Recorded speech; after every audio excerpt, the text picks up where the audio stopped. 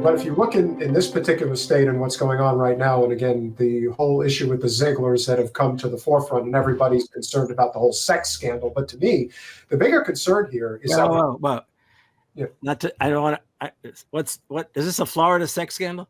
Of course it is, but what else is new? Because I don't know what you're talking about. Is that the Libs of TikTok? The Libs of TikTok lady and her husband? No, well, I mean, you might as well lump them all together as far as I'm concerned. But no, you have the head of the person who created Moms for Liberty.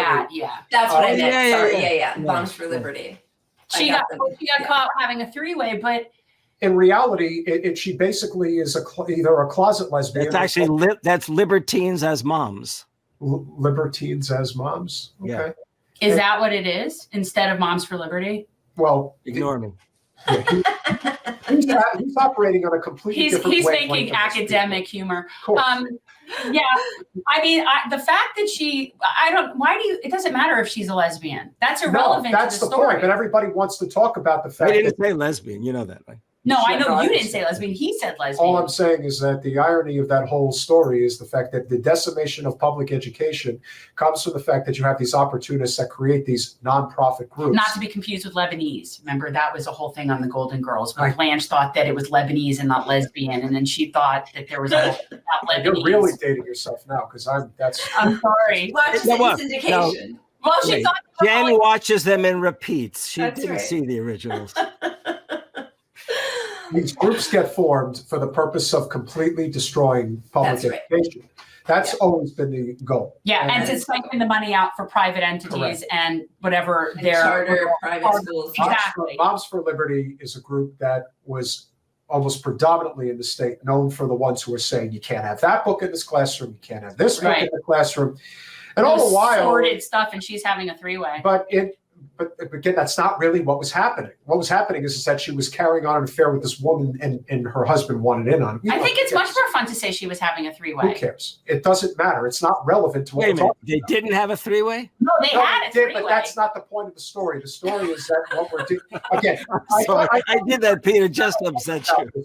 You're talking about that. It's Festivus. Okay. So the point of the story, if I can talk, because I've basically been quiet the whole time, is that you've got this scenario here where you're distracted by one thing, but in reality, there's something else happening that no one is addressing.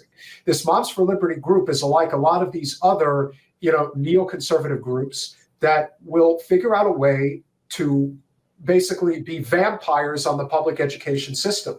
We have a huge problem in Florida when it comes to public education. Well, now they're not even letting them take the AP history class here. No. And yet somebody like Zeigler, who was the head of Moms for Liberty, and she, of course, refuses to step down, even though the Sarasota School Board voted unanimously to kick her out, but she won't leave. Yeah.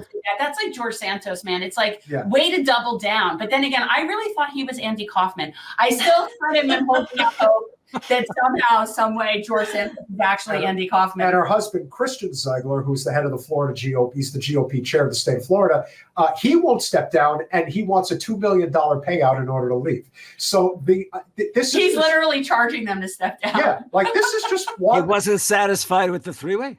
I know this isn't the point of your story, but she was sick and didn't come to where the meeting place was, and now the third late woman is accusing the husband of rape, right?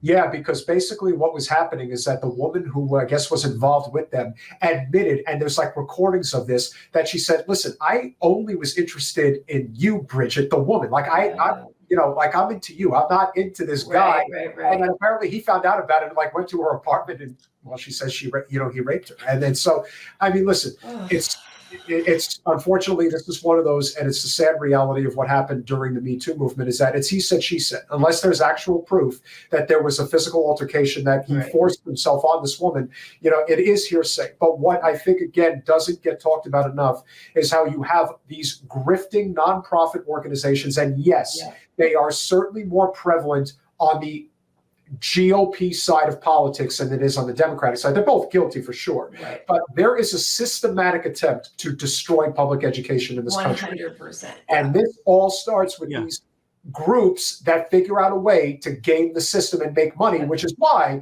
Moms for Liberty has zero issue whatsoever with PragerU. They're totally fine with them infiltrating public education. Right. But when it comes to, the Grapes of Wrath and, different types of books, Flowers for Algernon, and I could go on and on. It's like, that's not allowed in classrooms anymore. And if you can't see the scam, I don't know what you're looking at. This again, and always we have a serious censorship situation here. 100%. By the way, for what it's worth, I am once again going to be in Sarasota for a couple of weeks in this January, and I will check these people out. Oh, please do. And if you can make, come on. If you want to, well, no, he needs to drive across the alley. Have you ever driven across the alley, Harvey? You mean the state of Florida? I mean, Alligator Alley. That's the road that connects you to me, Harvey. That's the road. Are you willing to drive through alligators to meet Jen? No, Why are you going to be in Sarasota? That's where my husband grew up. Oh, really? Well, actually, this goes back. It's in 2005. My Thomas Paine book came out in 2005. And I got a call from a guy who was he still is the president of Florida Veterans for Common Sense. Okay. They were predominantly Vietnam era veterans, but also then they had World War II veterans as well as Afghanistan, Iraq veterans. And they formed in opposition to the Bush administration. So, and they called and they said, this is kind of funny. Do you give public lectures? I said, well, yeah. I said, well, definitely. So they said, would you come down we saw you on television. Would you come down to speak for us? And they explained they were going to sell tickets to like 300 people at the University of South Florida. It was going to be a big thing. And I said, well, it sounds great. He said, how much do you want to come? Do you want or need to come down? And I said, well, how much have you got? Well, there you go. And then he said that they had planned on they had sought to bring in a retired general to talk about. They wanted to do this for Thomas Paine's birthday. I'm convinced it had to be Wesley Clark who they were talking about. Okay, we've had him on. I like. Well, him. I'm sure it was Wesley Clark, but the problem is that he wanted $50,000 to speak. Or that's what they told me. Thanks for watching.